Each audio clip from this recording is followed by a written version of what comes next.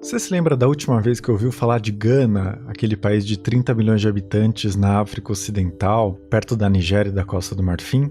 Pois é, essa foi a primeira pergunta que eu me fiz quando comecei a ler Ouro por Lixo, as inserções de Gana na Divisão Internacional do Trabalho, livro do geógrafo Cauê Lopes dos Santos, que acaba de sair pela editora Palas. À primeira vista, o país pode parecer pouco importante, distante da realidade brasileira, mas o Cauê mostra justamente o contrário na obra, que é resultado da sua tese de doutorado na USP. No fim das contas, o livro faz pensar em como, no geral, a gente sabe muito pouco dos países africanos. Profundamente inserida em vários circuitos da economia internacional, o Cauê mostra como Gana mantém traços do passado colonial. Na conversa, ele destacou a exportação de ouro e a importação de lixo eletrônico. Os minérios, encontrados em pequena quantidade nos produtos descartados que chegam ao país, são extraídos em um bairro precário da capital, Accra, e novamente colocados no mercado internacional. Eu sou Eduardo Sombini e este é o Ilustríssima Conversa.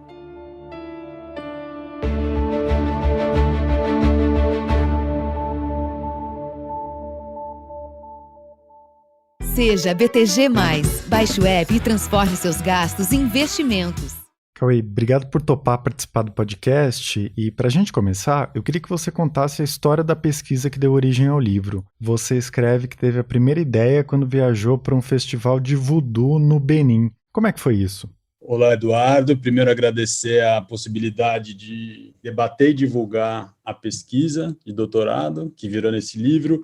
Bom, com relação a esse processo da pesquisa e esse momento inicial aí, né, do desenvolvimento de um projeto, esse primeiro momento que foi essa viagem ao Benin, ela foi uma viagem que não esteve vinculada a nenhum projeto acadêmico meu.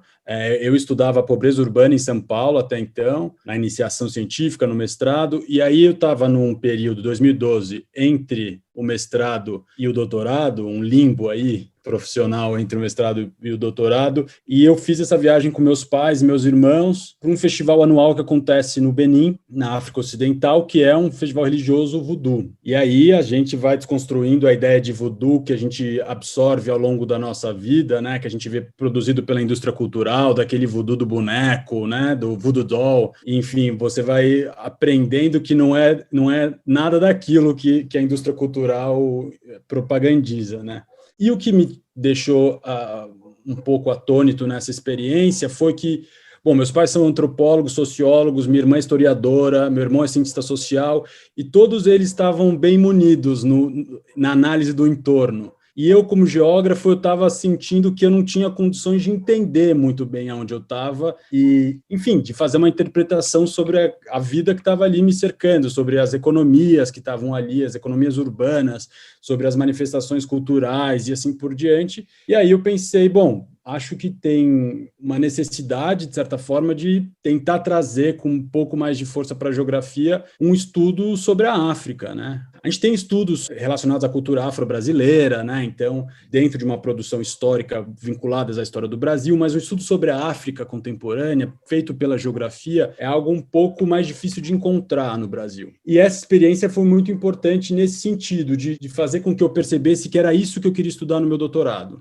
Eu queria entender a inserção. É um primeiro momento, obviamente, que a gente está um pouco megalomaníaco para entender o que a gente quer interpretar, mas a minha ideia era interpretar como a África está inserida na globalização. Disso, para minha tese, tem assim anos de reflexão e de aprimoramento, né, no sentido de entender que, na verdade, não existe a África no sentido de uma unidade política, né? Porque, às vezes, a gente fala a África inserida na economia mundial, na divisão internacional do trabalho, parece que a gente está falando de um país que está inserido, enquanto, na verdade, está falando de 54 formações socioespaciais ou formações econômicas sociais, 24 territórios, países que possuem histórias próprias, né? Ainda que dentro de uma lógica do sistema mundo, etc. e tal, mas você tem aí 54 territórios gozando de soberania que, portanto, estabelecem estratégias particulares de inserção na economia mundial. Essa viagem foi importante para ter esse contato. Eu já tinha viajado para o Marrocos, mas nunca tinha ido para a África ao sul do Saara, e foi uma experiência muito importante porque permitiu entender alguns aspectos relativos à própria cultura brasileira, né? Tem uma vinculação muito forte do povo do Benin com as culturas afro-brasileiras, sobretudo na Bahia e também no Maranhão. Mas, enfim, foi esse um primeiro momento não foi o primeiro momento da pesquisa, mas foi o momento de ter uma luz sobre o que eu queria fazer na minha pesquisa de doutorado. Bacana. E é interessante essa idealização inicial de estudar a África, né? Isso que você estava dizendo agora. Isso lembra outras representações muito simplistas sobre o continente africano que a gente se acostumou a ver. Você acha que os estereótipos sobre a África, que você se afastou no começo da pesquisa, como você disse agora, eles persistem? De que forma eles dificultam o entendimento do que de fato acontece nos países africanos? Olha, Eduardo, existe uma excitação muito grande quando você fala que você estuda um processo, um fenômeno que aconteça no continente africano. As pessoas falam, nossa, você vai para a África, você faz trabalho de campo na África, como é que são as coisas? Existe uma curiosidade. Essa curiosidade, ela é genuína, mas ela, infelizmente, ela também é produto de generalizações que são produzidas, por um lado, pela indústria cultural, por outro lado, são muitas vezes reafirmadas pela academia. Enfim, o que eu consegui perceber ao longo da minha pesquisa é que existem 3 formas principais de generalização relacionadas ao continente africano. É muito comum, mesmo em trabalhos acadêmicos, você ter um capítulo introdutório que você vira e fala: olha, a África é um continente extremamente complexo, com centenas de etnias, dezenas de estados nacionais, etc. e tal, mas que aí na página seguinte já começa de novo a falar da África como se fosse uma totalidade. Então parece que realmente a gente sabe que é um continente diverso, a gente sabe que são 54 unidades políticas, mas no decorrer do nosso trabalho a gente vai ignorar esses fatos e vamos de novo voltar a generalizar o continente, né? Então, a primeira linha do meu trabalho é falar que este livro não é sobre a África. Eu sinto que isso é importante de ser dito ao leitor, porque se ele está esperando uma análise sobre as inserções da África na economia mundial, ele vai se frustrar. O que eu me propus a fazer é um estudo sobre a inserção de Gana, né? Uma formação econômica social, uma formação socioespacial, se a gente usar a terminologia do Milton Santos, na economia internacional. E o que eu pude observar, basicamente, é o seguinte: existem 3 formas principais de generalização relacionadas ao continente africano. A primeira delas, que trata a África como um continente de natureza selvagem, né? Então, o discurso que vai muito no sentido de trazer savanas inexploradas, florestas impenetráveis, desertos extensos. Não é que isso não seja verdade, não é que isso não aconteça em muitas partes do continente africano, mas é que isso é tido como um dado quase onipresente nos territórios africanos, né? Então, você vê os programas de televisão que fazem esse tipo de exploração sobre a vida selvagem, eles sempre gostam de reafirmar a ideia do selvagem, do inexplorado e assim por diante. E é essa África que os ocidentais, nós do mundo ocidental, e no nosso caso que estamos no sul global, mas estamos no ocidente também, a gente consome isso através do turismo de safari, né? Então a gente vai alimentar um pouco essa ideia dessa África selvagem inexplorada. A gente quer ver leão, a gente quer ver elefante, quer ver girafa. Esses bichos existem, não é uma negação dessa realidade, mas é entender a proporcionalidade dela para a realidade, entende? O quão significativos são essas naturezas selvagens dentro do continente. Bom, isso é uma coisa, esse é um tipo de generalização. A outra generalização que é feita de forma reiterada é a da cultura exótica, né? Então, dialetos impronunciáveis, você tem festivais religiosos vinculados a uma tradição cultural que a gente não domina, então a gente vem de uma herança também de desprestigiar e de muitas vezes criminalizar as religiões, no caso das religiões afro-brasileiras, e aí a gente vê o berço de muitas dessas religiões na África e na África Ocidental, principalmente, e a gente tem uma leitura já meio enviesada disso, enfim, é o próprio caso do voodoo, por exemplo, né? E, por fim, a África da tragédia humana, né? Então, a gente dificilmente vê nos meios de comunicação uma notícia que faz inferências regionais, por exemplo, da questão da SIDA, da transmissão do HIV, por exemplo. É um dado que está muito vinculado à África Austral, principalmente, os maiores casos de contágio, contaminação, mas isso aparece como uma tragédia continental. Ou o caso do Ebola, que está muito vinculado à África Ocidental, principalmente os países mais pobres da África Ocidental, não são nem todos. Então, existe ainda a falta de preocupação com relação ao entendimento regional e dos territórios africanos efetivamente na hora de comunicar o fenômeno, né? E aí parece também que nessa África da tragédia humana, o que acontece são os líderes, na maior parte das vezes, ditadores perversos que não têm nenhuma preocupação com o desenvolvimento da economia nacional e somente cometem práticas de corrupção, enfim, uma série de discursos que são alimentados pela imprensa, pela própria academia e também que são alimentados pelos produtos da indústria cultural, né? A quantidade de filme que a gente vê que retrata realidades africanas a partir desses pontos de vista são muito comuns, a gente pode enumerar vários aqui, né? História em quadrinho, os filmes da década de 60, durante o período colonial, década de 50 a 60, e até hoje produções feitas em 2015, a gente tem essa representação do continente, sem considerar as particularidades. Às vezes você só sabe que é na África. O país, menor ideia. Com certeza. E Cauê, Gana, que é o objeto da sua tese, não é propriamente um país que está no radar das pesquisas das universidades do Brasil, não é? As poucas pesquisas sobre a África e também dos raros debates que são feitos aqui sobre o continente.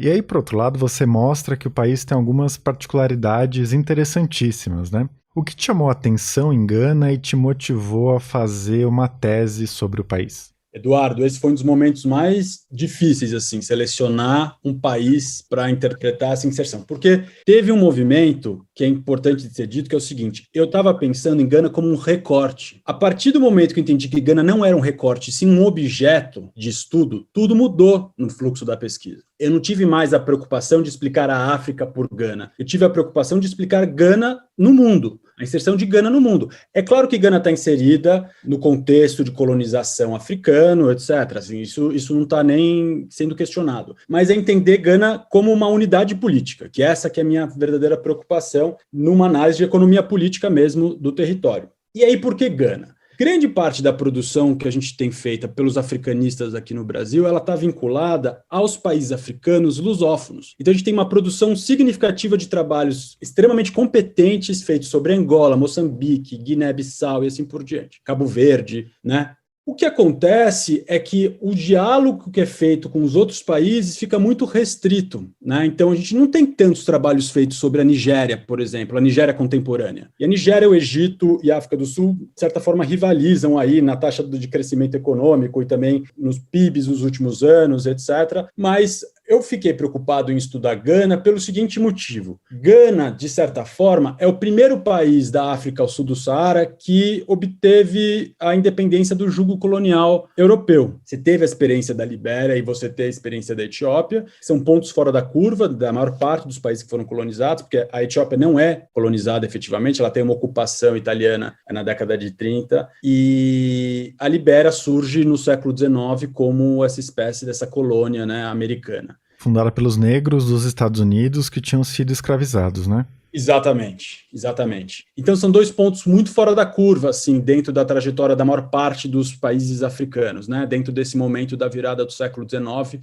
para o século XX. E Gana vai, em 57, em março de 57, se tornar independente da Inglaterra, da Grã-Bretanha, a partir de um discurso do Kwame Nkrumah, que é uma das referências do panafricanismo, uma das referências dos movimentos de independência no continente africano, e que teve um papel fundamental na construção e na solidificação de um projeto político para Gana, que era a antiga Costa do Ouro, e recupera-se o nome de um império, que era o Império de Gana, que era na África Ocidental, é pré-colonial, recupera-se esse nome, Gana, para designar essa nova formação socioespacial que surge, né, esse novo país. E por que eu selecionei Gana? Eu poderia ter selecionado Nigéria, poderia ter selecionado a África do Sul ou o Egito, as maiores economias, né? Eu selecionei Gana pelo seguinte motivo. Gana é um país que, além de ter sido o primeiro a se tornar independente do jugo colonial europeu, Gana foi, de certa forma, um laboratório de muitas políticas econômicas. Gana teve uma fase sob presidência do Kwame Nkrumah, que desenvolveu de forma significativa as forças produtivas nacionais, então teve uma presença forte do Estado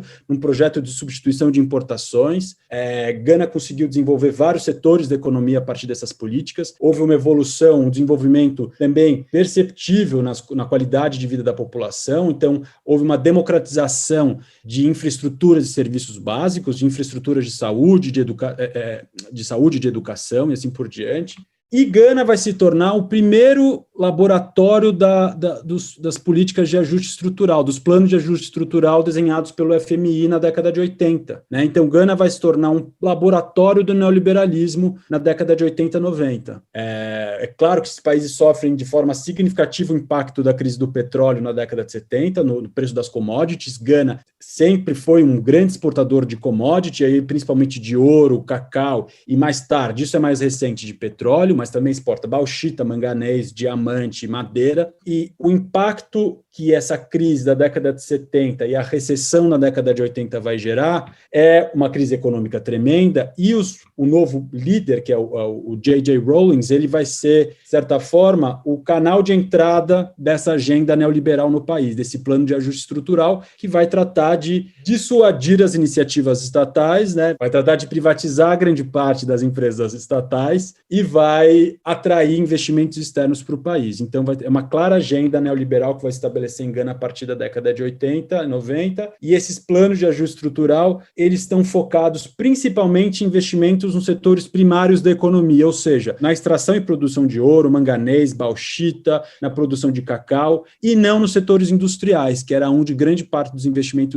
iam durante o período desenvolvimentista, vamos dizer assim, do governo do Kwame Nkrumah. Certo. Esse é um ponto importante, não é? Como a mineração, principalmente do ouro, passou a ser vista como um setor estratégico da economia e dominar a pauta de exportação do país. Isso aconteceu, inclusive, em vários outros países que adotaram esse tipo de política. E você mostra que esse processo não se realizou sem contradições, né? Eu queria te pedir para explicar como a mineração do ouro se organiza em Gana e qual papel ela desempenha na economia e nessa inserção do país no mercado internacional. Olha, Gana está entre os maiores produtores de ouro do mundo, né? Está entre os 10 maiores produtores. Gana e África do Sul.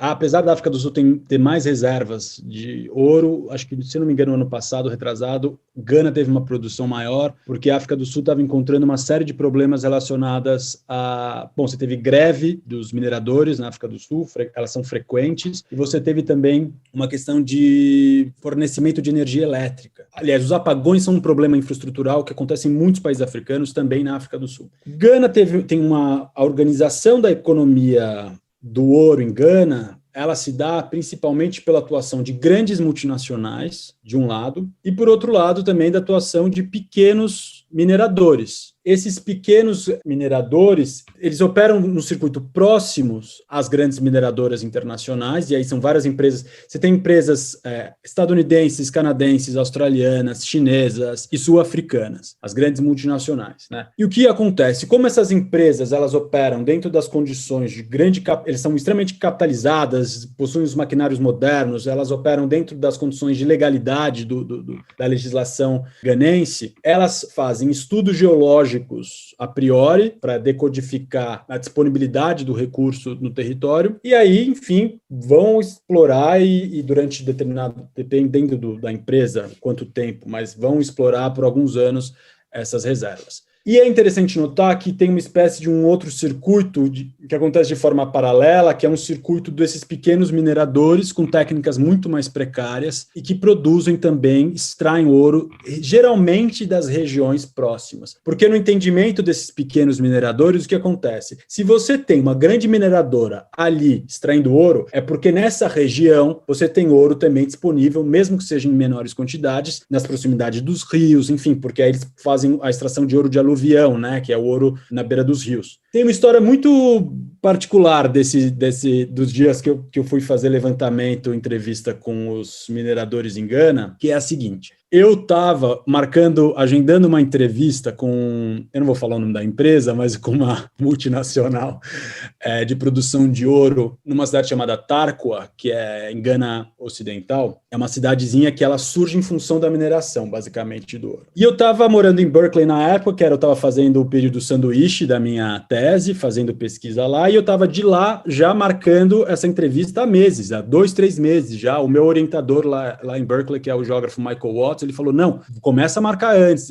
esses caras mudam de ideia o tempo todo. Aí eu falei, beleza, fui lá eu, agendando, cartinha da universidade, tudo certo. E aí o que aconteceu foi que cheguei para o trabalho de campo, peguei 3 horas de van, porque o transporte público tem uma modulação muito variada aí, então você tem esses ônibus, vans, enfim, que te levam de Accra até Tarkwa. Um período que era uma distância que daria para ter sido feita em 1 hora, mas as condições da estrada dificultaram, né? Então o trajeto acabou sendo feito em 3. E muito bem, eu chego em Tarkwa, pego um táxi até essa mineradora e eles viram e falam assim, não tem nada de entrevista aqui. Eu virei e falei, não, eu sou pesquisador, estou vindo do Brasil, dos Estados Unidos, de Berkeley e tal, não sei o quê. Eles falaram, não tem nada de entrevista aqui, o senhor pode se retirar. Eu falei, mas meu senhor, eu tenho a série dos e-mails aqui, eu posso apresentar para vocês, tá, né? Essa entrevista está agendada há meses. E aí o sujeito virou para mim e falou assim, a gente está aqui para produzir ouro, a gente não está aqui para dar entrevista.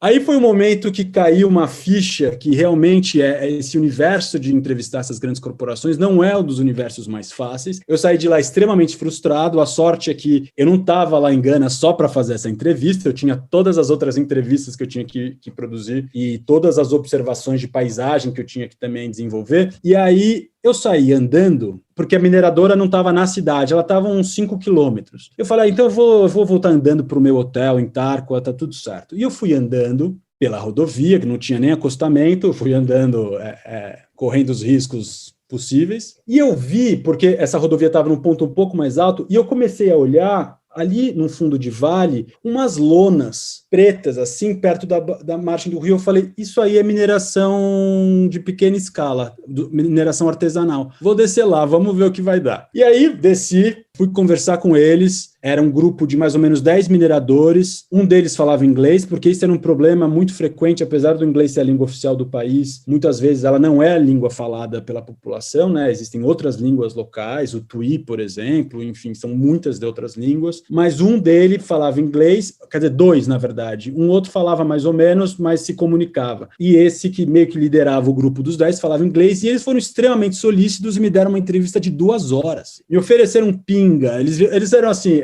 pessoas sensacionais, eles foram extremamente receptivos, me mostraram etapa por etapa do processo. Então, assim, deu para ver o corte que eles fazem no terreno, como é que eles extraem, etc. e tal. Isso foi me ajudando a construir o quadro da cadeia de valor dessa mineração de pequena escala, né, desse circuito espacial produtivo desse ouro de pequena escala, que, no final das contas, ele é produzido dentro de técnicas extremamente precárias, é um trabalho arriscado para esses mineradores, porque eles cavam e acabam indo para profundidades de até, 4 metros abaixo da terra e pode sofrer acidentes, desmoronamento e tal. Eles fazem uso de mercúrio, que é extremamente tóxico também. E esse ouro, ele é comercializado por uma empresa estatal que vai fazer depois a redistribuição e a comercialização para o mundo, né? Então, você tem, ao mesmo tempo em que atuam grandes corporações internacionais de mineração, você tem também a presença desses pequenos mineradores. E um dado importante, Eduardo, é o seguinte: esses mineradores, eles estão aí há muito tempo, porque a mineração, a mineração do ouro, ela já ocorre nessa região desde o século XII. Você tem registros de geógrafos árabes, na época, Ibn Battuta, Khaldun, que já mostram a conexão existente entre essas porções da África Ocidental e o mundo mediterrâneo já desde o século XII. Então, essa técnica, ela já é presente há séculos, né? Então, é um conhecimento, know-how que está aí fluindo desde muito. Cauê, dá para perceber que você tem uma visão bastante simpática desses pequenos mineradores de ouro, né? Mas no livro você escreve que eles são acusados de atuar ilegalmente, de promover o desmatamento e poluir o solo e os rios.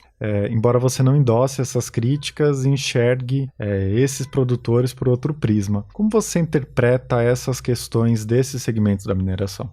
Esses segmentos, eles são, de certa forma, marginalizados porque é uma mineração de menor nível de capitalização, com menos recursos, é uma população que está muito mais vulnerável, que não encontra emprego nas grandes mineradoras, né? Então tem uma limitação aí de ordem do próprio caráter da indústria. E são pessoas tentando sobrevivência. Então, nesse sentido, o que eu acho importante de salvaguardar é o discurso de criminalização, né, desses trabalhadores, ele pode ser muito nocivo para os próprios, né? Então, são pessoas que estão tentando manter a própria vida dentro de condições possíveis. Eles não têm o nível de capitalização necessário para poder fazer a mineração em grande escala dentro das condições técnicas que seriam as ideais, né? É claro que o Estado tem que prover as condições para essa população de trabalhadores desenvolverem as suas atividades e que gerem os menores impactos possíveis no meio ambiente. Isso é um dado objetivo. Agora, uma vez que o Estado não oferece essas condições, a população precisa sobreviver. Então, o que acontece é isso, eles estão aí, é uma espécie de um circuito inferior de uma mineração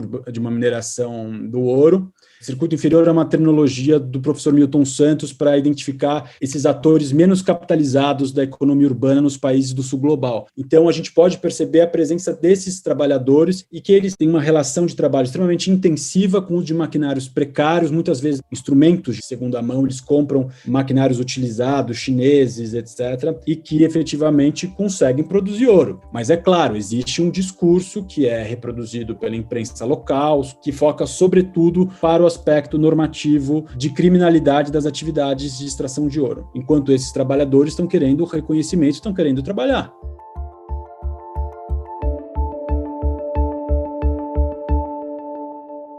A gente volta já. No BTG+, investir ficou muito mais fácil, independente do seu perfil. Você pode ser moderado, conservador ou arrojado, mas tem que ser BTG+. Inove o seu jeito de usar banco. Baixe o app. Bom, simplificando muito, né, o livro é mais complexo que isso. Você faz um retrato desses circuitos que tem de um lado a exportação de commodities, principalmente o ouro, como a gente estava falando, e de outro, a importação de produtos industrializados de segunda mão e de lixo eletrônico. E tudo isso é reaproveitado e reciclado nas piores condições possíveis em Gana. O que essa situação tem a dizer sobre o papel do país no mundo globalizado que a gente vive?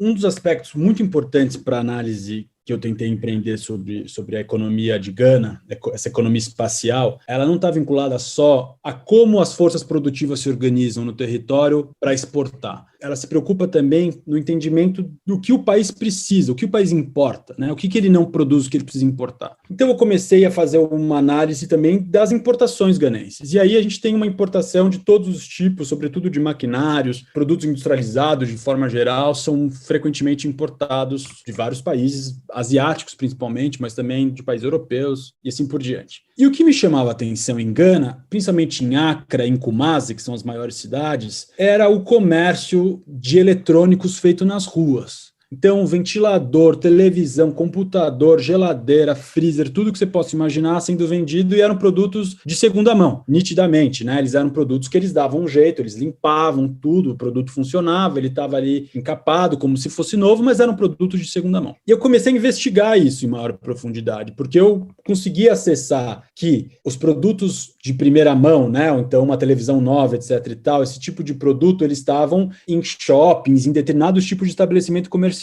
E esses produtos de segunda mão estavam sendo vendidos nas ruas. Então eu comecei a investigar essa questão da importação de produtos de segunda mão e eu observei que em 2004 o governo estabeleceu uma lei que zerava a taxa de importação para produtos elétricos e eletrônicos. Ele zerou em 2004 essas taxas para garantir, na leitura do governo naquele momento, a redução do fosso entre a população ganense e a era da informação, né? Então tinha uma preocupação de inserir a população ganense ao mundo globalizado, da terceira revolução industrial e assim por diante. E a gente está falando de uma população que a maior parte dela não é bancarizada e sequer teria acesso a crédito para comprar produtos novos. Então, qual é a lógica de zerar essa importação? É que também chegue no país produtos de segunda mão. Então, produtos que são exportados principalmente pelos países do norte global, então televisões usadas, computadores usados e assim por diante, e que aí isso seria vendido por um preço muito mais baixo em Gana e a população teria acesso a computador, televisão, etc.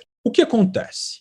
Grande parte desses produtos, eles chegam em Gana sem condições de utilização na função original. Ou seja, grande parte desses produtos são resíduos, são lixos, né? O que vai acontecer? Alguns estudos, sobretudo de ambientalistas ganenses, eles, na verdade, vão apontar que 70% desses equipamentos que chegam no porto de Tema, que é um porto que está mais ou menos 40 minutos de Accra, uma cidade portuária 40 minutos de Accra. 70% desses produtos já chegam em condição de não utilização dentro das funções originais, são, portanto, resíduos. E a partir disso, esses produtos vão começar a ser coletados e vão começar a ser reciclados em um lugar, um bairro chamado Aboblochi. Aboblochi, só para você ter uma dimensão, ele está na beira de um riacho, de uma lagoa, chama Corle Lagoon. O rio chama Odal e a lagoa chama Corle. E o bairro é conhecido localmente como Sodoma e Gomorra. E era uma área que, durante muito tempo, era onde se realizava grande parte da prostituição da cidade, do tráfico de drogas. Então, é uma área que tem uma produção, um meio construído, feito sobretudo a partir de materiais precários, então você tem moradias de madeira, não tem nenhuma infraestrutura de saneamento básico, então tudo é jogado na beira do rio e da lagoa, enfim, é uma área que é de extrema precariedade. E é lá que esses resíduos são despejados, e é lá que uma economia se organiza para reciclar esses resíduos. Qual é o problema disso? Se a gente para olhar, dá para quase ver de uma forma romântica, mas não existe menor possibilidade de, estando lá, tentar romantizar qualquer forma de reciclagem. Porque o que acontece é que os trabalhadores, eles operam em condição de extrema precariedade. Eles quase não usam materiais adequados para essa prática, eles usam chave de fenda, martelo, enfim, e eles estão expostos a todos os tipos de metais pesados que esses equipamentos elétricos e eletrônicos possuem. Muitos deles são tóxicos, e desde o Acordo da Basileia é proibido a comercialização e o fluxo de resíduos de equipamentos elétricos e eletrônicos dos países do norte global para os países do sul global. Então, o que está acontecendo de forma travestida de doação de equipamentos elétricos e eletrônicos de segunda mão é, na verdade, uma doação de resíduo, uma doação de lixo, né, de lixo eletrônico. E por que eu estou falando essa questão da romantização? Porque ela me pega muito. Existe na literatura sobre resíduos e na literatura do sul global, na literatura sobre a economia urbana do sul global, uma romantização de como os trabalhadores, mesmo diante de todas as dificuldades, eles são criativos e eles conseguem criar estratégias de sobrevivência. E é importante que a gente jogue luz a isso também, mas é importante a gente jogar luz também para a enorme responsabilidade dos estados nacionais que permitam que esse fluxo aconteça. Tem que ter feito uma análise da economia política, dentro da minha perspectiva, sobre essa questão do fluxo ilegal de resíduos elétricos e eletrônicos, porque o que vai acontecer? Essas populações que moram em Aboblochi, eles estão respirando queima da fumaça tóxica que é feita para extrair cobre dos fios de plástico. Então, o que vai acontecer, na verdade, é isso, é uma precarização total das condições de trabalho, uma contaminação significativa do meio ambiente e a condição de vida da população cada vez pior, para alimentar um processo de reciclagem que não é o processo de reciclagem que a gente quer, né? É importante que a reciclagem ela sempre aconteça, mas não nessas condições. Com certeza.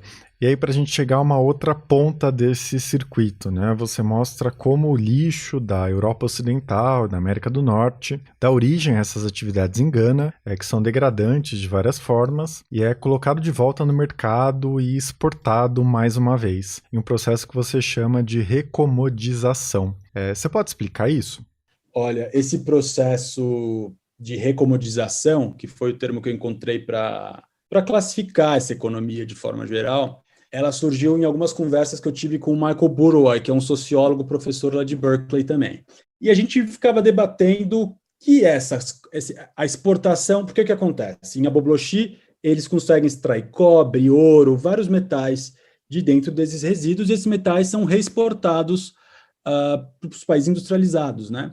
E aí a gente debatia como é que a gente classifica essas commodities, né? Como é que a gente classifica esse ouro? Porque esse ouro, ele não é produzido nas mesmas condições que os pequenos mineradores que eu entrevistei ou que as grandes mineradoras extraem e processam. Ele é produzido a partir de uma reciclagem, né? E aí o que eu pude observar, na verdade, é que esses produtos, eles se tornam commodities novamente. Então, essa ideia de recomodização é a ideia de retorno à condição inicial. E eles são exportados, portanto, justamente para os países industrializados. Então, o que me parece, de certa forma, perverso nessa engrenagem é que Gana já está historicamente posicionada na economia internacional como exportador de produtos de baixo valor agregado, commodities, né?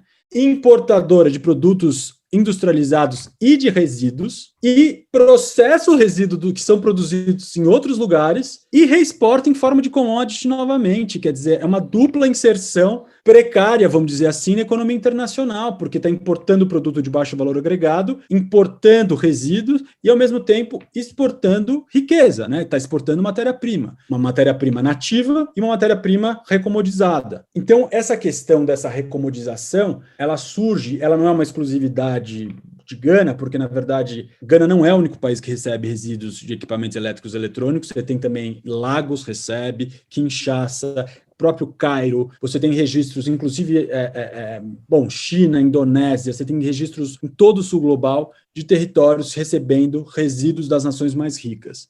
Na Nigéria se destaca a importação de carros de segunda mão e no Senegal se destaca a importação de roupas usadas. E essas roupas, por sua vez, estão matando a indústria têxtil do Senegal. Então, existe uma série de movimentos que são feitos nesses fluxos comerciais aí, que estão reafirmando um papel de alguns países do sul global a uma lógica muito semelhante à do período da colonização, né, que você tem. Eu evito falar neocolonialismo porque eu acho importante reafirmar o caráter de soberania das lideranças atuais, né? E eu acho que isso é importante de ser dito. Mas as relações estabelecidas, ainda que sejam bilaterais, elas não são simétricas, né? Tem um jogo de poder econômico e de barganha, vamos dizer assim, que torna tudo muito desigual. Então, essa relação que a tese que o livro mostra é basicamente isso. Então, Gana, além de exportar as riquezas, ela pega os resíduos que são produzidos e consumidos fora e transforma aquilo em riqueza de novo. É uma perversidade. Eu não tento com isso colocar uma pá de cal na perspectiva do afro-otimismo, né? Porque existe uma leitura afro-otimista com relação ao crescimento econômico, etc. Eu tento trazer um elemento que está acontecendo em alguns territórios africanos e que Gana é um deles, que é esse movimento de importação dos resíduos elétricos e eletrônicos e exportação dessas recommodities, de novo, para o mundo industrializado do norte global. Certo. Você falou agora de neocolonialismo, né? No livro você trata dessa questão quando você cita o papel da China na África, uma potência que é uma grande importadora dos países africanos e tem também programas muito agressivos de investimento em infraestrutura nesses países, né? E essas ideias de neocolonialismo, neoimperialismo sempre aparecem nesse debate. Você se contrapõe a essa interpretação da China, né? Você pode falar mais sobre esse assunto? Olha, uma das questões que mais são abordadas nos estudos de África contemporânea é a relação entre China e África, que é uma relação muito antiga, sobretudo das porções índicas, os territórios margeados pelo Oceano Índico. Já tem relações com a China há muito tempo. E o que existe, ao mesmo tempo, é a produção de uma literatura no Ocidente que quer criar a ideia da China como um vilão dentro da lógica de comércio, de investimento na África, de forma geral, porque a China já é o principal parceiro econômico, se eu não me engano, de quase todos os países africanos. Ela ainda não é o principal investidor, você tem aí Estados Unidos, Inglaterra, França, como Holanda também como principais investidores de investimento estrangeiro direto, mas a presença chinesa é cada vez maior. O que eu acho importante de levantar com relação aos territórios africanos e à China é que eles estabelecem diversos tipos de acordos bilaterais e esses acordos, eles muitas vezes são utilizados para benefício de ambos os lados, né? Então você tem, a partir do acordo, determinado acordo estabelecido com o governo chinês, um país africano vai criar as infraestruturas necessárias para o desenvolvimento econômico, enfim. O ponto que eu acho importante de ser trazido é, fundamentalmente, deixar explícito a sinofobia que existe, né, na produção dos conteúdos relacionados à China. Então você tem aí, de forma reiterada, não só pela academia, mas também pela imprensa, que a China é o grande vilão de uma história que, na verdade, não é. Ou, pelo menos, não é o único, né? Porque, na verdade, a gente percebe que ainda hoje as potências imperialistas do século XIX são grandes investidoras no continente africano, e a gente percebe que Estados Unidos também tem grande interesse. E porque tem um aspecto que é o seguinte, para muitos especialistas, os economistas principalmente, gostam de falar que a África é próxima à fronteira do capitalismo. Quer dizer, essa ideia de como se a África não estivesse inserida, né, se os territórios africanos não tivessem inseridos nas lógicas desiguais e combinadas do modo de produção capitalista, né? Os territórios africanos já estão inseridos nessa lógica há muito tempo. Mas o que eles querem dizer, na verdade, é que a África representa uma enorme reserva de mercado. mercado. E aí eu estou falando de países com populações expressivas, como a Nigéria, com populações acima de 200 milhões de habitantes. E aí o que vem acontecendo é uma produção sistemática de textos e narrativas que vão vilanizar a presença chinesa. Para mim, isso antecede qualquer análise que é feita sobre a presença chinesa em si, mas é saber quem está produzindo a informação sobre a presença chinesa.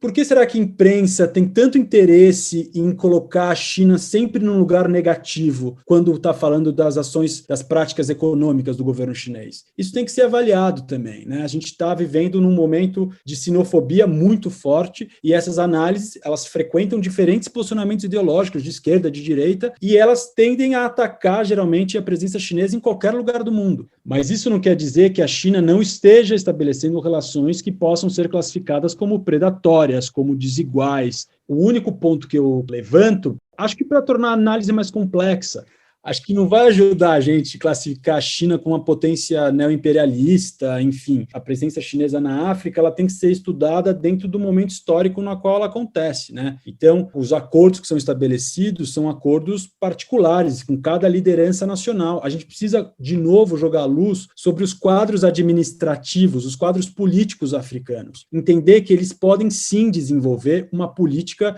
estratégica, uma política econômica estratégica para o desenvolvimento das forças produtivas. Entender que eles têm formação para isso, que eles não são fantoches na mão dos interesses imperialistas. E é isso que é importante ficar nítido também, porque ao defender sempre que os países africanos são países que estão submetidos aos interesses chineses, como se os próprios países africanos não tivessem interesses próprios, a gente esvazia o conteúdo político dessas lideranças e dessas unidades políticas. Ótimo, você falou agora do que os líderes africanos podem fazer, não é? Essa possibilidade de promover políticas de desenvolvimento e outras políticas internas. Mas, por outro lado, existe uma série de constrangimentos econômicos, de infraestrutura e de outros tipos, né? Como você enxerga esses dois lados? Porque se não dá para entender os líderes africanos como fantoches do imperialismo, né? Também não dá para deixar de contextualizar a situação histórica desses países, né? Que é de muita precariedade, de entraves para o desenvolvimento econômico. Como pensar essas duas dimensões juntas? Olha, Eduardo, essa questão é importante e eu queria pegar como exemplo a situação de Gana na década de 80 e 90. O que aconteceu ali durante o governo do J.J. Rawlings foi que Gana acabou cedendo algumas pressões dessa agenda, né, da agenda neoliberal, para conseguir empréstimos que, por sua vez, estavam condicionados aos investimentos em setores de mineração e agricultura. Ou seja, o FMI e o Banco Mundial, eles não tinham interesse nenhum em fomentar o desenvolvimento industrial de Gana. O interesse deles era que o dinheiro fosse investido na mineração do ouro, na produção do cacau e assim por diante. E isso é um vetor externo que, de certa forma, tenta estruturar o que vai ser produzido num país, né? De certa forma, foge da soberania nacional porque te obriga, te subjuga a uma determinada economia política, né? Você vai ter que, então, pegar um investimento que poderia ser usado na indústria, né, e na diversificação produtiva do território, e você vai, de novo, focar naquilo que era produzido décadas antes, durante o período colonial, né? Então, o índice de produção industrial de Gana foi caindo na década de 90, porque, na verdade, todos os investimentos que vinham externos, eles eram utilizados para a produção de commodity. Algo muito diferente do que era observado na década de 60 e 70, que você tinha a Guerra Fria acontecendo e um jogo muito bem construído entre as lideranças africanas e as potências do mundo bipolar. Você tinha ali negociações feitas entre os líderes e os Estados Unidos e, ao mesmo tempo, a União Soviética. Um exemplo disso é a própria represa que você tem,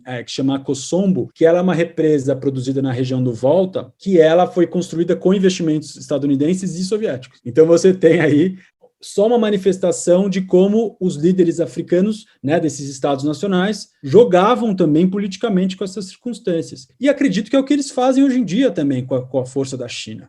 Eu acredito que você tem aí um interesse chinês, que é um interesse muito claro, é um interesse econômico e em função do crescimento chinês, né? E você tem também o interesse estadunidense, o interesse francês, o interesse britânico, holandês. O que acontece é que, em função de vários motivos, a China não batalha o mesmo rango, vamos dizer assim, que essas forças do norte global, da Europa e da América anglo-saxã, né? Então, o que você vai ter é isso, um jogo de forças aí e de discursos que vão tentar vilanizar a China e, ao mesmo tempo, não problematizar as forças tradicionais do imperialismo do século XIX. E voltando ao que você tinha perguntado, essa questão das lideranças, isso é muito importante. Essas últimas décadas foram décadas de produção de quadros administrativos extremamente competentes dentro do continente africano. Se a gente parar para pensar, hoje, a liderança na OMS, por exemplo, é de um sujeito da Eritreia, né? A gente já teve o Kofi Annan, que é ganense, na frente da ONU. Então, esses quadros estão sendo formados. O próprio Kwame Nkrumah, que é o líder da independência, ele teve passagens pelos Estados Unidos e pela Inglaterra. Então, ele promoveu também investimentos pesados nas universidades ganenses, criou universidades que são centros importantes na formação de acadêmicos, quadros técnicos para o país, que prestam um serviço importante na agenda nacional. Cauê, infelizmente a gente precisa encerrar, mas eu queria te dar os parabéns pelo livro e agradecer muito a sua participação. Olha, Eduardo, eu queria agradecer. Para todo cientista é importante esse momento de comunicação da pesquisa, dos resultados, e esse livro eu fiz com muito carinho e ao mesmo tempo com muito rigor. Eu tive muita preocupação com rigor na coleta e análise das informações que foram feitas, e espero que ele sirva para estimular aqueles que estão interessados a entender um pouco mais a realidade dos países africanos. Ele é uma pílula de 54, né? Então a gente tem essa preocupação dentro das humanidades, dentro das ciências humanas, de fazer com que esse entendimento seja mais complexo e menos generalista. Então espero que seja uma boa leitura.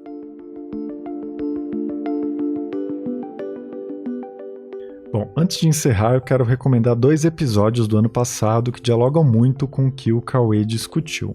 Em agosto, eu conversei com o professor Muriaté Barbosa sobre a história do pensamento africano e as tentativas de descolonizá-lo. Gravei um episódio em junho com a professora Helena Brugioni, em que ela falou sobre os estereótipos que ainda cercam as literaturas africanas. Eu sou Eduardo Sombini e este foi o Ilustríssima Conversa. A edição de som é da Laila Moalen. A gente se vê daqui a 2 semanas. Até lá!